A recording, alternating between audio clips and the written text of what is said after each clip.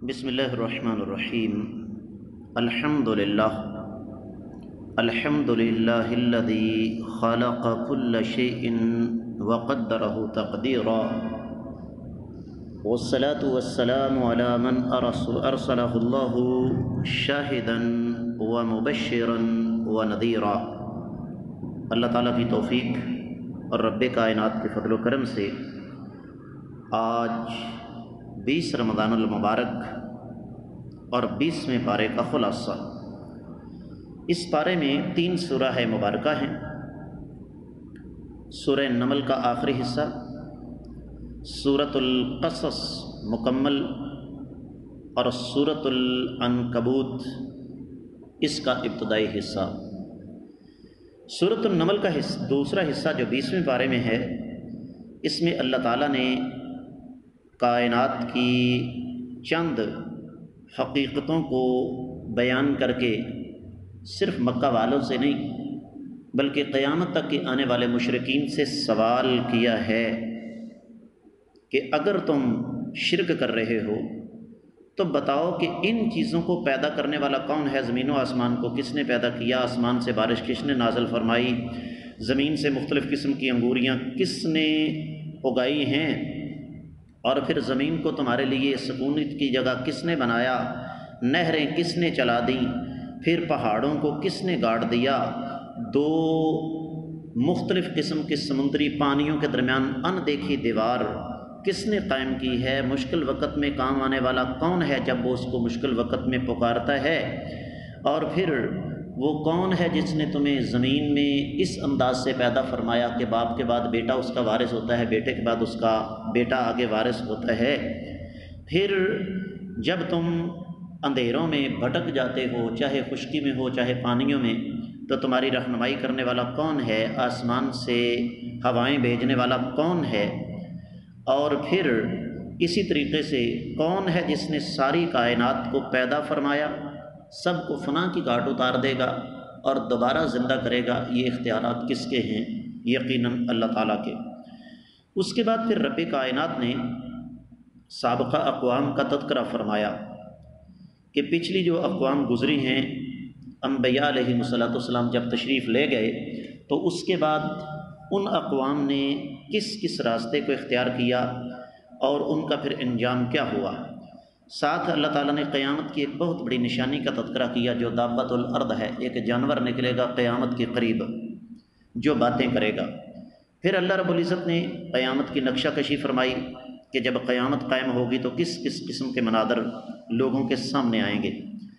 اس کے بعد رب کائنات نے اس سورہ مبارکہ کے اختتام پر مسلمانوں کو نصیحت فرمائی ہے کہ تم لوگ صرف اللہ تعالیٰ کی عبادت کرو، اللہ تعالیٰ کے فرما بردار بن جاؤ، قرآن پڑھو، اور یہ تمہارا کسی پر احسان نہیں ہے بلکہ اپنی ذات پر احسان ہوگا۔ اگر گمراہی کے راستے پر چلو گے تو پھر تمہارا اپنا ہی معاملہ ہے، کس انداز سے تم تباہی سے دوچار ہو جاؤ گے۔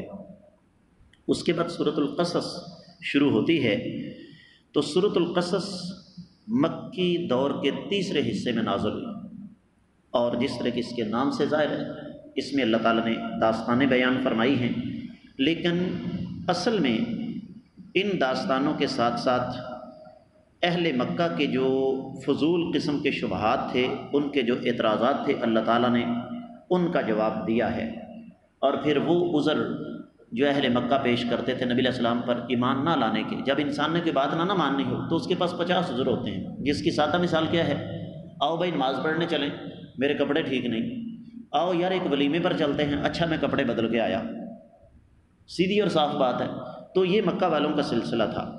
اس سورہ مبارکہ کا جو آغاز ہے وہ سیدنا موسیٰ علیہ السلام کی داستان سے ہوتا ہے، اور موسیٰ علیہ السلام کا فرعون کے ساتھ، حامان کے ساتھ، قارون کے ساتھ کیا معاملہ تھا، ان کا انجام کار کیا تھا، اللہ تعالیٰ نے ان کو کس انداز سے تباہ کیا، یہ رب کائنات نے یہاں پر بیان فرمایا۔ اور خاص طور پر ابتدا میں جو 2-3 باتیں اللہ نے بیان فرمائی وہ بڑی درد دل کے ساتھ سمجھنے والی ہیں کہ جب فرعون نے بنی اسرائیل پر ظلم و ستم کی انتہا کر دی کہ ہر پیدا ہونے والے لڑکے کو قتل کر دیتا تھا اور لڑکی کو زندہ چھوڑ دیتا تھا، تو بنی اسرائیل نے چیخ و پکار شروع کر دی کہ یہ تم ہماری نسل برباد کر رہے ہو، اس طرح تو ہماری نسل مٹ جائے گی۔ اس نے کہا ٹھیک ہے، 1 سال پیدا ہونے والے بچوں کو مار دوں گا، لڑکوں کو 1 سال پیدا ہونے والوں کو چھوڑ دوں گا۔ ایک خواب آیا اس سے، نجومیوں نے اس کی تعبیر یہ بتائی کہ بنی اسرائیل میں ایک لڑکا پیدا ہوگا جو تمہاری سلطنت کو ختم کر دے گا۔ تو پہلے تو اس نے ہر بچے کو مارنا شروع کر دیا، پھر 1 سال زندہ چھوڑنا، 1 سال مارنا۔ رب کائنات نے اس بدبخت کو چیلنج کرتے ہوئے موسیٰ علیہ السلام کو اس سال پیدا کیا جس سال وہ بچوں کو مارتا تھا، جس سال اس نے بچوں کو مارنا تھا۔ کیا ثابت کرنے کے لیے کہ زندگی اور موت اللہ کے ہاتھ میں ہے۔ اب اس کے بعد کیا ہوا، جب موسیٰ علیہ السلام پیدا ہوئے، ماں ڈر گئی، اللہ نے دل میں ایک بات ڈالی، اس بچے کو پکڑو، ایک صندوق میں رکھو اور دریائے نیل کے حوالے کر دو۔ لیکن چونکہ ماں تھی، بہن کو ساتھ ساتھ چلا دیا کہ دیکھنا یہ صندوق جاتا کہاں ہے۔ یہ آج کا دور نہیں ہے کہ بہنوں کے دل پتھر کی طرح سخت ہو جائیں، ٹھیک ہے۔ بہن ساتھ ساتھ چل رہی تھی، وہ صندوق چلتا چلتا محل کے پاس سے گزرا، فرعون کی بیوی دیکھ رہی تھی، اس نے صندوق منگوایا، اندر بچہ تھا۔ قرآن کہتا ہے وَحَرَّمْنَا عَلَيْهِ الْمَرَاضِعَ، یہ بڑی دلچسپ بات ہے۔ اللہ فرماتے ہیں ہم نے دودھ پلانے والی ہر عورت کا دودھ اس بچے پر حرام کر دیا۔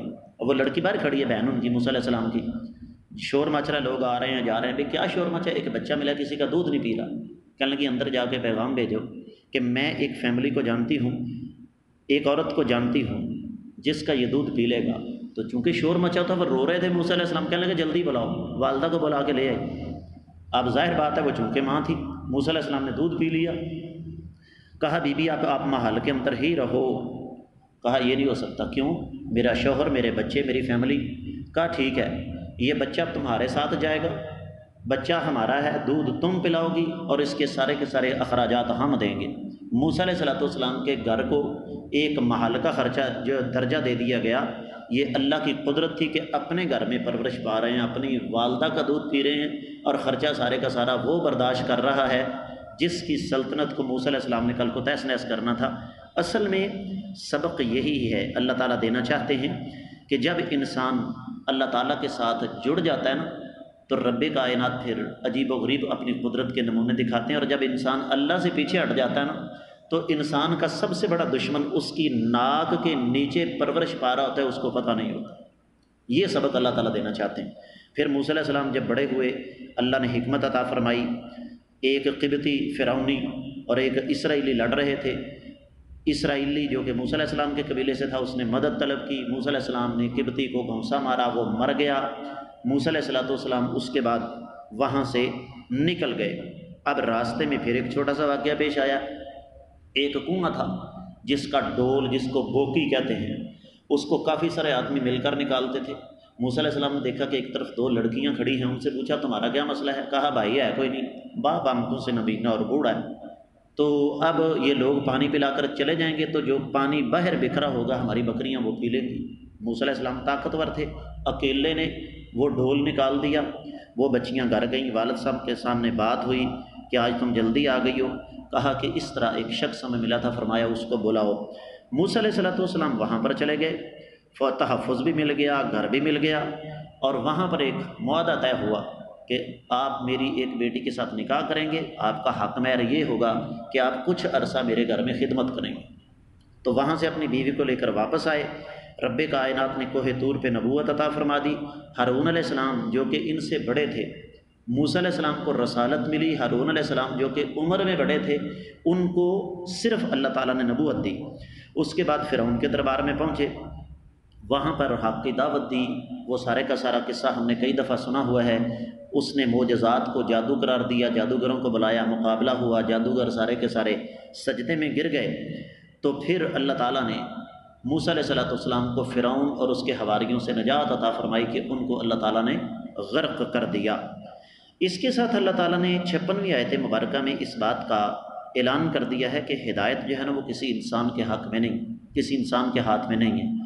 اور یہ خاص طور پر مفسرین کرام یہ لکھتے ہیں کہ یہ نبی علیہ السلام کے چچا ابو طالب کے بارے میں تھا کہ 42 سال نبی علیہ السلام کی خدمت کی لیکن مرتے ہوئے کلمہ نصیب نہیں ہو سکا ہے۔ اس طرح اللہ رب العزت نے پھر یہ بات بھی بیان فرما دی ہے کہ کچھ لوگ ایسے ہیں جن پر ظلم و ستم کے پہاڑ ٹوٹتے ہیں، اور کچھ ایسے ہیں جو ایمان لانا چاہتے ہیں لیکن اس ظلم کو دیکھ کر وہ ایمان نہیں لا سکتے۔ اللہ تعالیٰ نے اس بات کی وضاحت کر دی۔ پھر قارون جو کہ بہت دولت مند تھا، یہ بھی ہے نا، آج کل قارون کی روحانی اولاد ہمارے ارد گرد موجود ہے، 4 پیسے آ جائیں انسان اپنے آپ میں نہیں رہتا۔ تو رب کائنات نے اس کی چابیاں سینکڑوں اونٹ اٹھاتے تھے، اتنے زیادہ خزانے تھے، اللہ نے خزانوں سمیت زمین کے اندر دمسا دیا، اور رب کائنات نے اس کو عبرت اور نصیحت بنایا۔ اس کے بعد باری آ جاتی ہے سورۃ العنکبوت کی۔ یہ سورہ مبارکہ مکی دور کے درمیانی حصے میں ہجرت حبشہ سے پہلے نازل ہوئی۔ ایک طرف اس میں مکہ کے مشرکوں کے ظلم و ستم کا تذکرہ ہے، اور دوسری طرف اللہ تعالیٰ نے مسلمانوں کو حوصلہ دیا کہ گھبرانا نہیں، اللہ تعالیٰ کی مدد تمہارے ساتھ ہے۔ یہ طے شدہ بات ہے کہ جو انسان اللہ تعالیٰ کے ساتھ جڑتا ہے، اللہ تعالیٰ اس پر آزمائشیں ڈالتے ہیں۔ اللہ کے سب سے زیادہ قریب انبیاء ہوتے ہیں، اور میں اور آپ اچھی طرح جانتے ہیں کہ سب سے زیادہ سختیاں انبیاء پر آتی ہیں۔ اس سے پتہ چلا کہ یہ جو سوال ہم کرتے ہیں نا کہ استاد جی ہم تو اللہ اللہ کرنے والے ہیں، تو پھر بھی ہم پر سختیاں ہیں۔ یہ دیکھیے لوگ عیاشی کر رہے ہیں، شرابیں پیتے ہیں، زنا کرتے ہیں، لوگ ہر قسم کا جرم کرتے ہیں، اللہ نے ان کو مہلت دی ہوئی ہے۔ بھائی صاف اور سیدھی بات ہے، وہ لوگ جہنم کا ایندھن ہیں، ہم تو اپنے اللہ تعالیٰ سے بخشش کے امیدوار ہیں۔ ہم تو یہ سمجھتے ہیں کہ یہ دنیاوی سختیاں ان کی کوئی حیثیت نہیں ہے، آخرت کی جہنم کی سختی کے مقابلے میں یہ دنیاوی مصائب والعام کی کوئی حیثیت نہیں۔ اس کے بعد اللہ رب العزت نے ایک بڑا اہم اصول بیان کیا ہے، اور وہ اصول یہ ہے کہ والدین کی خدمت فرض ہے لیکن والدین کی اطاعت فرض نہیں ہے۔ اس نقطے کو ذہن میں رکھیے گا۔ ماں باپ کی خدمت آپ نے کرنی ہے، انہوں نے آپ کے ساتھ اچھا سلوک کیا، برا سلوک کیا، وہ بد دعائیں دیتے ہیں، دعائیں دیتے ہیں، وہ اچھے ہیں، وہ برے ہیں، ان کا ذاتی کردار جیسا بھی ہے، ان کی بڑھاپے میں خدمت کرو تاکہ خاندان کا جو سرکل ہے، دائرہ ہے، وہ ٹوٹنے نہ پائے۔ میں اپنے والدین کی خدمت کرتا ہوں، میرے بچے میری کریں گے، اگر یہ میری خدمت کریں گے ان کے بچے ان کی خدمت کریں گے۔ لیکن جہاں تک اطاعت کا تعلق ہے، جہاں اللہ اور اس کے رسول صلی اللہ علیہ وسلم کی مخالفت آ جائے، وہاں پر والدین کی بات کو تسلیم نہیں کیا جائے گا۔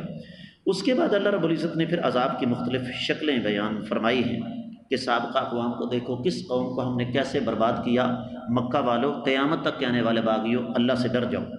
پھر اللہ رب العزت نے جو مشرکین مکہ دلائل دیتے تھے ان کا تذکرہ کیا کہ جو تمہارے دلائل ہیں نا، ان کی حیثیت عنکبوت، تارے عنکبوت جیسی ہے، جالا جو ہوتا ہے مکڑی کا، ان کی کوئی حیثیت نہیں ہے۔ اور ساتھ ہی اللہ تعالیٰ نے یہ بھی بیان فرما دیا کہ نماز بے حیائی اور بری باتوں سے روکتی ہے۔ کیا مطلب؟ کہ نمازی بندہ ہو کے برائی کر جائے، اس کا مطلب ہے کہ اس کی نماز گلے سے نیچے نہیں جا رہی، وہ اوپر سے نماز پڑھ رہا ہے۔ ایک اور بڑی حقیقت اللہ نے بیان فرمائی، اور وہ یہ ہے کہ نبی علیہ الصلوۃ والسلام اور آپ کے صحابہ کرام پر اگر مکہ والے اتنی سختیاں کر رہے تھے تو ان پر اللہ تعالیٰ فوری عذاب کیوں نہیں بھیج رہے تھے؟ یہ بھی اللہ تعالیٰ کی حکمت ہے، جس کو ہماری زبان میں کہتے ہیں نا کہ جٹ بندہ وتر نپ چھڑ دے، پیلی وتر آئی وائی دی ہے۔ تو رب کائنات بھی وہ اصل میں ایک خاص وقت تک لوگوں کو مہلت دیتے ہیں، اور جب وہ مہلت ختم ہو جاتی ہے اللہ تعالیٰ پھر ان کی باغیں کھینچ لیتے ہیں۔ اور آخری بات جو رب کائنات نے یہاں پر بیان فرمائی وہ ہجرت کی فضیلت ہے، کہ اگر ایک جگہ پر رہنا ناممکن ہو جائے، دین کے مطابق زندگی بسر کرنا ناممکن ہو جائے تو وہ جگہ چھوڑ دو۔ لیکن میں یہ بتا دوں کہ پاکستان سے ہجرت کرنے کی ضرورت نہیں، پاکستان کو اللہ نے بڑا کچھ عطا کیا ہے۔ اس کے ساتھ ہی 20ویں پارے کا خلاصہ مکمل ہوا۔ کل ہم انشاءاللہ 21واں پارہ پڑھنے کی کوشش کریں گے۔